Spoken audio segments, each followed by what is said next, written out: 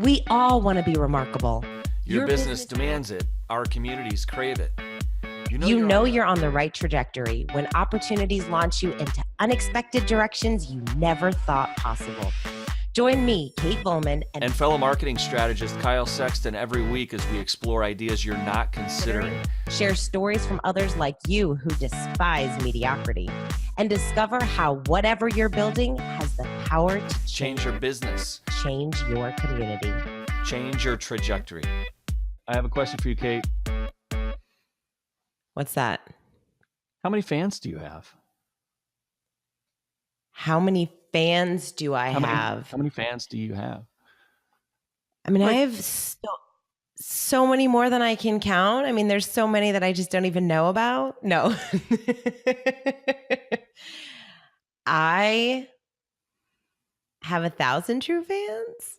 No, I don't. I wasn't leading you. I have fans. I have my local peeps, my fans, my fan base, my people. I heard a stat is the average person has like 200 friends, like 200 people they know, people they know and recognize on the street, and that 200. And some companies actually use that rule to break their large company into pods of 200 or less. And every time, there's some good thinking about that kind of structure, the social structure of 200. But you already said it. What is it about finding and keeping 1,000 true fans? What's that about? Like, why 1,000? So we're talking about 1,000 true fans, which is Kevin Kelly. He wrote an article called 1,000 True Fans. And I don't know how you found the article, but I'm assuming I found it through Seth Godin or Tim Ferriss, one of those. And the whole concept is, it's not even about 1,000. He really just talks about how when you find your people, like the people that you speak their language, they totally are all in on your business. Like how so many businesses are so focused on getting more and more people versus, hey, find those people who love you, who would basically buy whatever it is that you're selling because they totally connect with you and you give them that much value. Find those people. And when you find those people, how important it is to continue to provide them value, to keep those fans around. And whether you have, so if you had, he basically structured it out as if you had 1,000 people that said, yep, I love you, I'm all in, whatever you're selling, I'm buying. And they bought something from you for $100. Each one of them bought something from you for $100 throughout the entire year. That's a good business. So if you have a higher ticket item, you could have 500 true fans, or an even higher ticket item, you can have 10 true fans. So he just really broke down the idea of how important it is to really create that fan base. Those people, like your customers, should be the people that you're continually providing so much value to that they're never going to leave you. Never. Why would they? Yeah, and you're talking about finding and keeping 1,000 true fans, not 1,000 fake fans, right? Right. No one wants fake fans. Yeah. And one of the things that keeps people, I think, that might be holding someone back if they've not yet gotten started in finding their fans and creating content that will attract your ideal customer and repel the client that you'll eventually wish that you'd fired. One of the things I think that keeps people from launching is this idea of feedback, this idea of random fake feedback from people who are not there to be helpful, right? The trolls, right? And I always say, keep your goals away from the trolls. And I love that. That is keep your goals away from the trolls. That's quotable. Is that quotable? All right. That's a tweetable. We'll tweet. We're talking about finding and keeping your 1,000 true fans, not finding your 1,000 true trolls. Yes. There's a Don't lot of find trolls. There's a lot of fakers out there. Well, we're talking, I feel like we're talking a lot about online stuff and creating content, whereas this whole concept of 1,000 true fans, you and I we're both all about local business. We're about small business and community. And even in that world of finding your fans, it's not just online stuff. It's not just creating great videos or content that people can find you online. It's how do you create those 1,000 true fans to get back into your store, to talk about you to their neighbor, to their friend, and then come back with them. Oh, I love that. And that I feel like is something that businesses locally could create a strategy around. And this I think is perfect. You're perfect to talk about this because you deal with chambers of commerce. Well, I love what you just said though about in hyperlocal communities, online still matters because 3 blocks away is a business that I frequent, and I want to share that with somebody 3 miles away. Online matters as much to the hyperlocal as it does to the international or to the global brands. And when you're trying to grow your business, you look at proximity. You look at where your people are, where your fans are, and how can I reach them? And well, I know they're in my immediate vicinity. Why don't I just use billboards? Why don't I just advertise on a bus? Why don't I just promote through what do I call it? Do you know this? There used to be a thing called a newspaper. Kate Volman, have you heard about these things? Yeah. What's that? A couple of months ago, I got some litter on my front door. I don't know who put it there, but I opened up this plastic bag, and inside it was something they called the Yellow Pages. I don't know. You probably have never heard of that, but the Yellow Pages arrived. I'm on one of those lists, Kate Volman. I'm one of those lists that says, "Don't drop your shit on my door." Okay. If you're a Yellow Page guy, keep it to yourself. I'm on that do not give me one of those tree killing things. I'm in Oregon. We love our trees. You are like, it went straight to the recycle bin. Straight to the recycle. Oh, we're going to make a comeback. We're going to make a comeback. Hey, it's this new thing. It's not yellow anymore.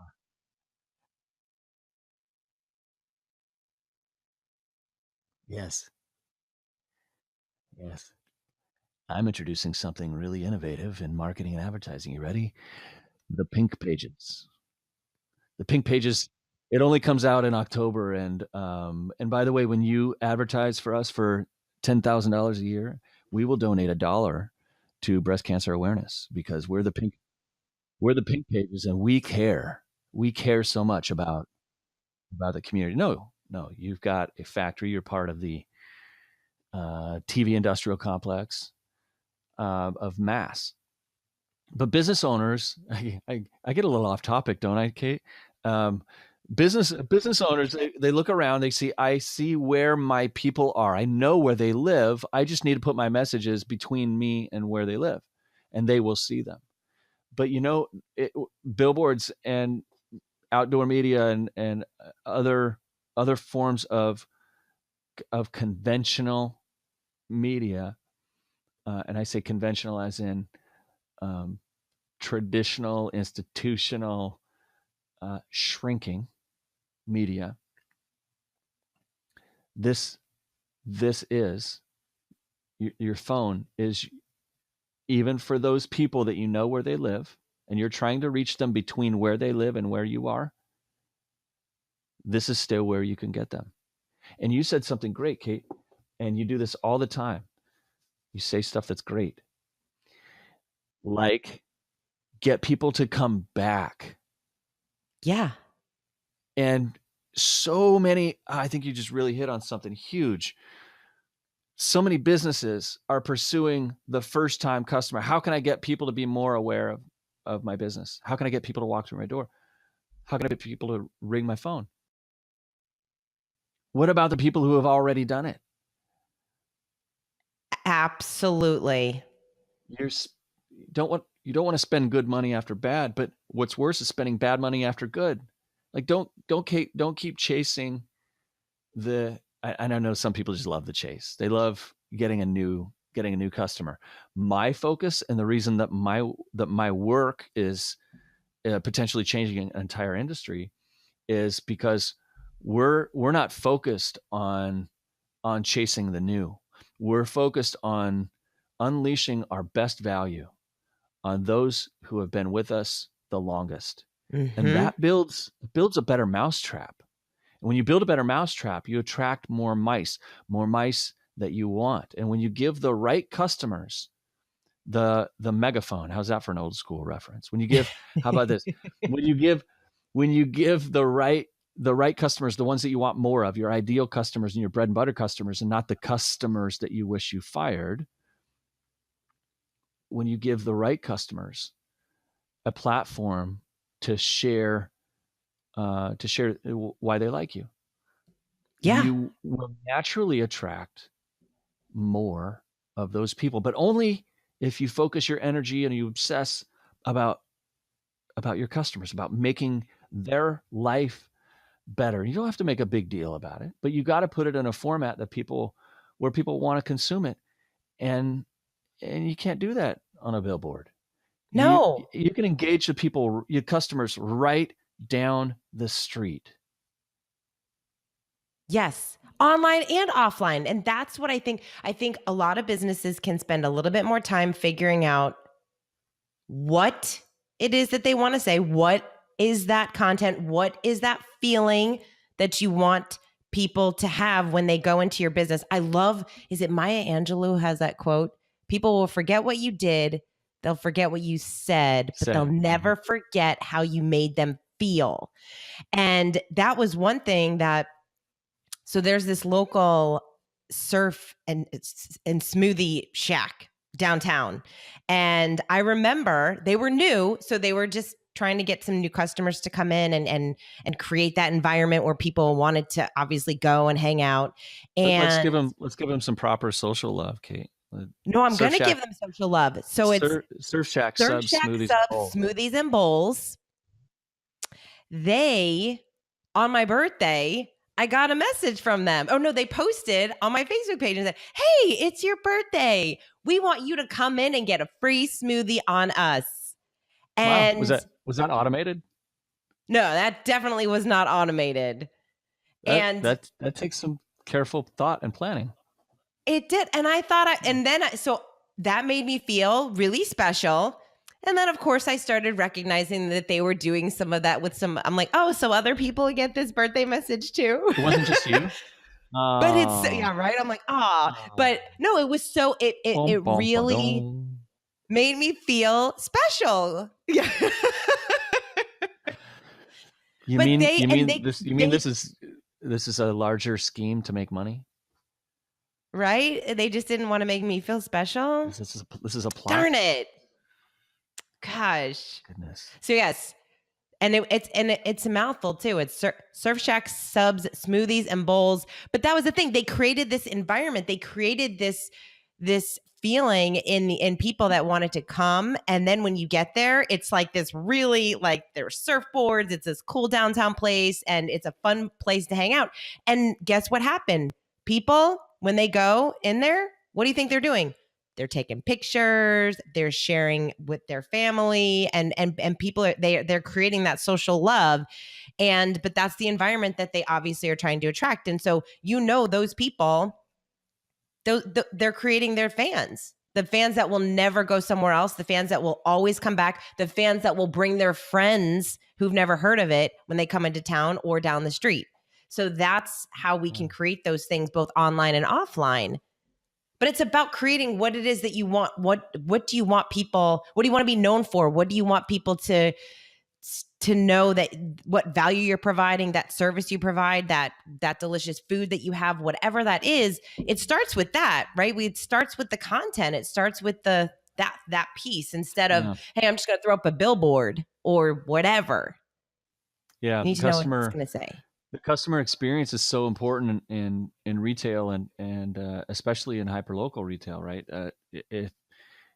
Because the way word of mouth spreads in any particular community, um, whether it's good experience or a bad experience, everybody's, you know, they're going to tell somebody, right? The customer's not always right, but they got 1,000 friends on an iPhone, and so Yeah. when you're pursuing your 1,000 true fans, you know, there's gonna be some bad experiences out there too. Like, so Surf Shack says that they give a great customer service experience, right? And according to Hug Your Haters, 80% of businesses say that they give great customer service.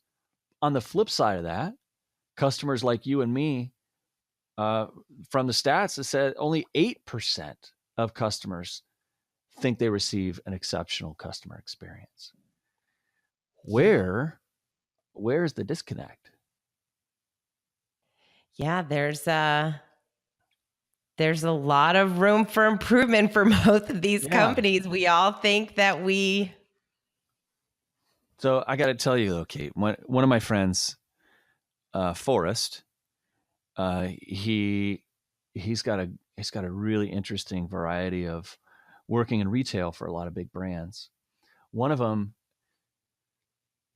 he was in management for Pier One Imports, and at Pier One Imports, he learned something that I think can really help a lot of uh, hyperlocal businesses that are un, unattached to a national network, because some of the ways that these big brands have systematized their business gives us some real insight into how we can, for example, improve the customer experience. So Forrest says that this is really interesting. He says that discounts are an excuse when a customer needs an excuse to um, have permission to buy. And as we pursued this line of conversation, which I was extremely fascinated with, and I probably just sat there with my mouth open, like a little agape, just kind of listening for I don't know how long, because he went on to describe how customers gave positive feedback and reviews the more his team would make them offers at the point of sale.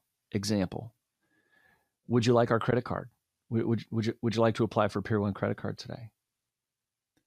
An offer that you and I get all the time when we go into retail establishments, right? Would you like to add fries with that? Would you like to, like, it feels, from my perspective, it feels like a pitch.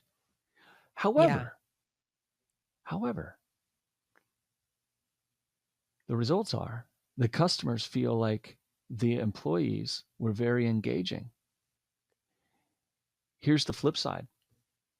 In cases where stores were underperforming in terms of customer engagement, they were also the places that had stopped asking or stopped managing how that customer interaction was going at the point of sale,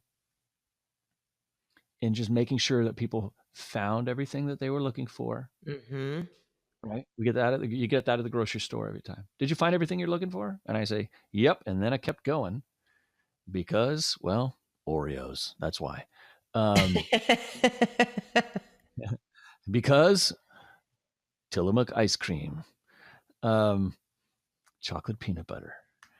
Does it matter what the engagement is then? So they were talking about engagement by offering them the card, but could it have been something else? Like when you go to Trader Joe's, those people are the happiest people on the planet. I mean, you feel they want to talk to you about your weekend, and they really seem like they care, versus some other grocery stores that just literally ask, "Did you find everything okay? Please don't say no, because I don't care." Well, I think the answer is absolutely yes, and I think you just identified why I don't shop at Trader Joe's. Um, I I personally don't love the chit chat, right? I left.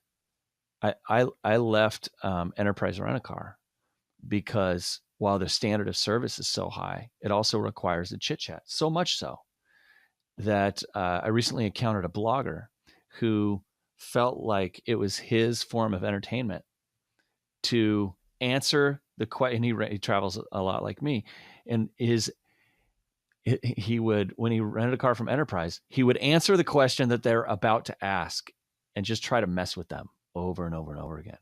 Right? Which I think is awesome and hilarious, but I think it also is part of illustrating a larger point. So Enterprise lost my business because I got a little overwhelmed. When I'm travel weary, I don't want to chit chat.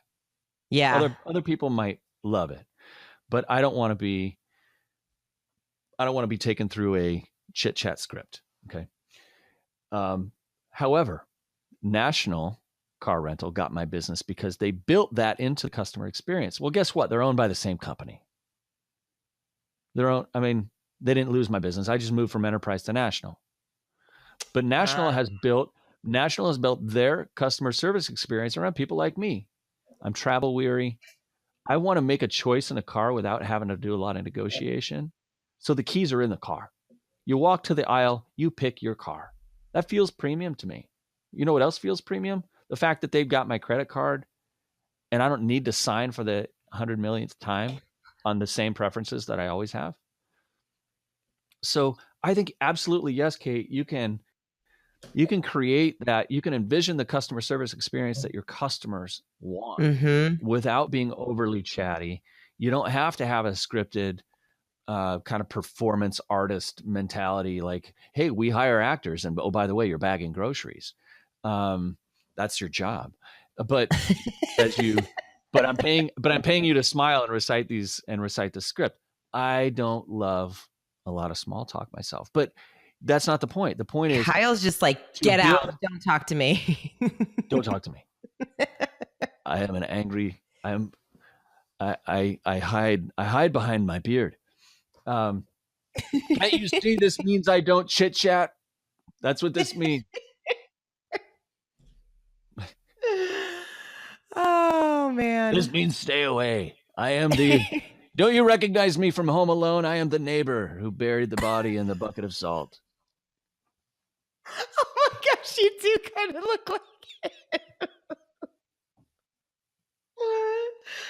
Do you get that from people? No, I just made that up, but thanks a lot. Now I have a complex. No. Oh my God. But he has that beard. Yeah. Oh my gosh. My beard is not even having a good hair day. Yeah, it's not. It's not. But it smells terrific. It smells terrific because I think we've talked about your beard. We talk about your beard on every podcast. Do we? And well, I think so. And I just found out on another podcast. He is a third of it. He is a third of our podcast. But I found out on another podcast that you use Guy Bar, right? Yeah. Just a little template. It's just a little mental, not a mental. It's a metal template that you use to shave and trim. Yeah.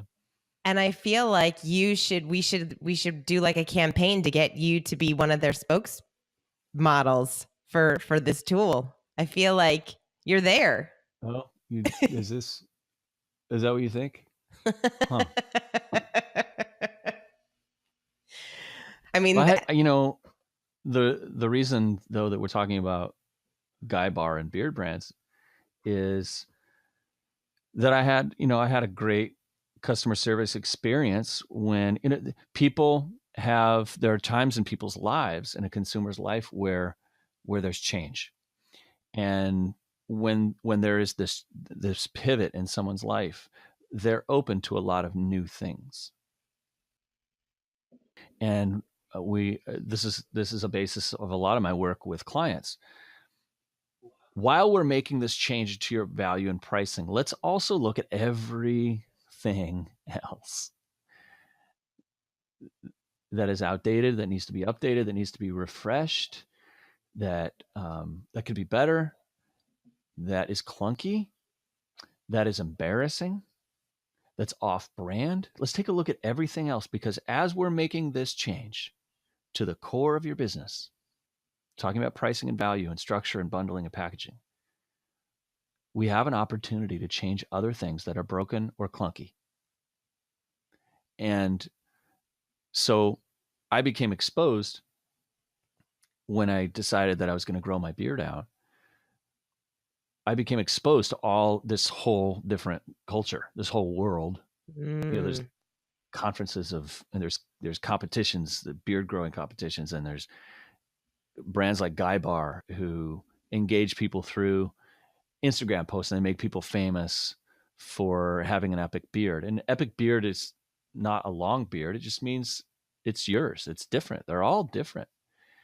But it's this bizarre subculture, like cosplay, right? Like let's get dressed up and pretend that I'm somebody else, like furries. Like there's some weird subculture things out there. I feel like having a beard is among the least weird, unless you're a woman.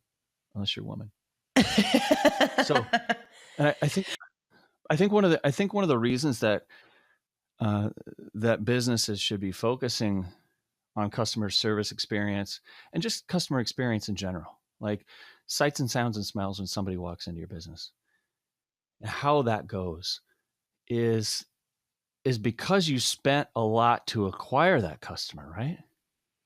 Yeah. And we've all heard it's more expensive to get a new customer than it is to retain a customer. And also, how many people are leaving money on the table or leaving an experience on the table because they aren't letting their fans know the other services that they provide, the other things that they do, the other ways that they can experience that company? I know I've gotten in trouble. People have said to me before, I didn't know that you did that. I had no idea you did workshops, and that's my bad. I didn't tell my people some of the stuff that I was doing. And I find that a lot with service businesses, because they do this one core thing and then they never talk about these other products that they do for people or that they offer to people. And that's a real missed opportunity. And it's up to us, it's up to the business owner to really, like we always talk about, the people that have said yes to you one time, the people that have in some way been interested in you, keep those people around, even if they don't buy from you. There's a lot of people that, hey, maybe it's just not the right time yet. But I know there was somebody that it took me a year to get them as a client. Every month for a year, I would go onto this man's website, and he's a property manager. He has all these different properties in South Florida. And I would go onto the website and say, hey, I would do a video for him. And I would say, I was on your website. These are some things that I found. These are some things I think you can improve upon. And by the way, this link's not working and that link's not working. Hope you found some of these helpful. Feel free to pass this video along to your video guy or to your web guy. And hey, you know where to find me. And no joke, I sent out an email one day. This is like a year later, almost to the day. And he wrote me back and said, I'm finally ready to talk. Come in. Let's have a meeting. You really invested in that. You really invested in that, and that's a remarkable way, right? That's remarkable. Yeah. Like he's not going to call another person. You earned his business, like, for sure. Or as you say, 100%. You totally earned his business. Seth Godin tells a story. It's an analogy. He says, if you there are two ways to two metaphorical ways to go get a new customer. You can either go down to the bus station and try to sell $5 bills for $1. Everybody's going to walk away from you because that's an offer that's too good to be true. And because you're at the bus station, people are going to think you're crazy. It's just not congruent. Okay. The alternative is go outside and put a $5 bill in your neighbor's mailbox and tomorrow do it again, and the next day do it again, and the next day do it again. And on day 5, you go knock on your neighbor's door and you say, "Hi, I'm the one that's been putting $5 bills in your mailbox. I sell $5 bills for $1. Would you like to buy one?" And there you There go. you go. And that's what you did. That's what you did when you focused on, you said, this is a potential client for me in the future. This is somebody that needs something in my wheelhouse. Like, I Mm-hmm. see all the areas that I can help, and you invested in that. I think that's brilliant. But what can other people take from something like that? Because Surf Shack didn't like mail you a smoothie, No, they did not. but they kind of But did. yeah, they invited me. They invited me to come in and experience. And it's different. It's different for every business. I think it's a game. It's like it's a game for every business. Every business out there that says that won't work for me. That my industry is very different. All of these things. You're still dealing with people. You're still dealing with you have to have some kind of experience that someone's going to, actually want to do business with you. So it's a game to figure out what does that look like for you? Mm. What is that thing for you? And it's going to look different. But I really believe that every industry, every business can figure out something that is unique and special and different. And, Jay Bear, speaking of our friend Jay Bear, who wrote Hug Your Haters, he also wrote that book that we've talked about before, Utility. And I love the examples that he uses of creating pieces of content that are very helpful, that it is Helpful. kind of that It's utility. It's useful. Be helpful. yes. Right? And it gets people coming back. Yeah. And that's what we want.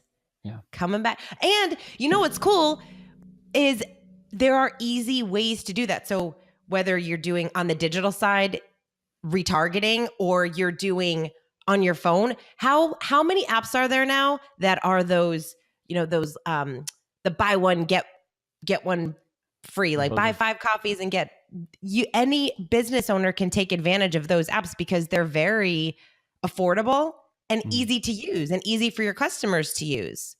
And again, it doesn't apply to every industry, but to those that it does, that's a fun, it's a feel good. When you walk into the coffee shop that you go to almost every day, and then you get your coffee for free because you've been there all week, that's a feel good. Hey, I just got my coffee. There's an approach that you can take if you're willing to separate your ego from your business, and that is to ask your clients and customers for feedback. So I call it a shot across the bow. It's that I'm working on something in my business. I'm working on making something better or making something bigger. And in doing so, I need your feedback. And I like to ask open-ended questions in my shot across the bow. The reason is you get much better feedback than multiple choice. And so when I ask questions, I like to start with this very simple question. This isn't a 20 or 200 or 15 question survey. It's like 2 or 3 questions. That's it. Mm-hmm. One of the first one is really important. It's if we had 5 minutes together, what would we talk about that would make your life better? And it's a way to go. It's a way to go deeper on your existing relationship, whether they've bought from you in the past or not. If they're one of your 1,000 true fans, I think you have an obligation, if they really are a fan and they are really one of your true fans, I think you have an obligation to pursue serving them well. And we've got to find out what's going on in their business. So what's really interesting is, and you'll get this from the book Ask by Ryan Levesque, is the most impactful feedback that you'll get from your tribe, from your 1,000 true fans, is not the short answer that is repeated over and over and over again. It's the long answer that gives you context. Those are the monumental changes that you can make in your business. Absolutely. So, Kate, today's call to launch is a challenge to Trajectory listeners to think about today. What can we do? What can you do to make your customers happier? And maybe it's there's a whole bunch of ways they can do it. We talked about a few of them today, Kate. Like we were saying, make a video, right? Mm-hmm. Create helpful videos. You could start a rewards program and use a fun app to do it.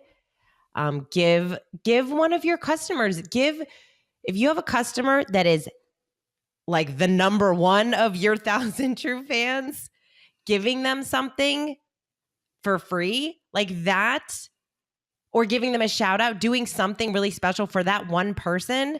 Like, Kyle, how special does someone feel when they get a camera from you in the mail, or they get a book, they get something, just anything? It doesn't have to cost a lot of money, but that just makes you stand out even more. And so what can you do? To everyone out there, what is that one thing that you can start doing right now? And of course, we want to hear about it. Or maybe you implemented something that's worked really well for you in retaining your customers or getting that social share. So we want to hear about that as well, because you guys have great ideas. We want to hear about it. Tweet about it. Tweet us at Get Trajected or facebook.com/GetTrajected. Hey, thanks for listening. If we could, we'd reach over and give you a big hug. But since we can't, before you go, can we ask you a favor? In order for us to create shows you can't wait to listen to, we need your feedback. So please head over to iTunes and leave us a review. It'll only take a minute, but it will mean the world to us, especially if you decide to give us 5 stars. And if you really loved it, take a screenshot, share it on your favorite social media sites, and invite your friends to join the party. Until next time, get trajected. I was a 7th grader, Kate Volman, and I was going to my favorite business, the Sports Page. It's a sports memorabilia place. It was about 1.5 miles, which was about a 10-minute bike ride from my house. I was a slow bike rider. And I was a 7th grader, and I'd saved all my money from birthdays and from my job in middle school. Was I sold $2. I sold dollar bills for $2, and so I saved all my money, and I would buy posters of my favorite athletes. So every Michael Jordan poster, I owned it. And this one particular day, I had $15. And the posters are generally $7, but sometimes a special one was $8. And I'd been spending all my money at the Sports Page for about a year. I spent, no, I'm not even joking. I was in there for an hour looking at about 40 posters in the poster display section. And he saw that I kept going back and forth and back and forth and back and forth. There were 3 posters that I was trying to narrow down to. I only had money for 2. There were 2 $7 posters and there was 1 $8 poster. So I ended up buying the 2 $7 posters because I wanted to keep that extra buck for an ice cream cone on the way home. Aww. And I got up to the register, and the owner was working the register that day. And he said, "You sure spent a lot of time looking at those posters today?" I said, "Yeah, I only have enough money for 2. And so I'll have to wait on that 3rd one. But man, I really wanted it. It was a hard decision for me." He's like, "I want to see which poster it was. Why don't you go grab it?" So I went and grabbed it, and he opened it up, and he goes, "Oh yeah, this is a great one. This is a great one." And he goes, "You know what? You're my best customer." you can have it. I'm going to give it to you. Aww. It had such a profound impact on me because he noticed that I was facing a tough decision, but he also remembered me from all the time that I'd spent there previously. And I'll never forget how I felt at the sports page on West 11th in Eugene, Oregon in 1987, because that is the best. What was the poster? It was Michael Jordan doing his epic dunk, which is his, it's his brand. It's the icon, right? It was that poster, and I still have it. Oh. 30 years later, Kate Volman. That's awesome. See? Epically awesome. And great story. Everything we do either advances the relationship or it pushes it further away. Just like everything that we do either promotes the stereotype about you and your business or flies in the face of it. And when you live in black and white terms in business and you remove those gray areas about what should I do next, do nothing becomes a non-option. And so our challenge to you today is to create that customer experience.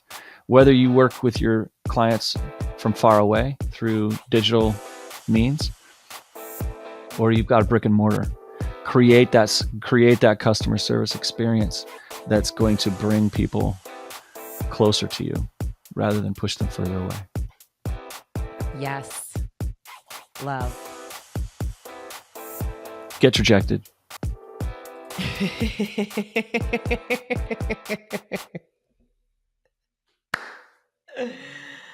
Oh my gosh, I love it.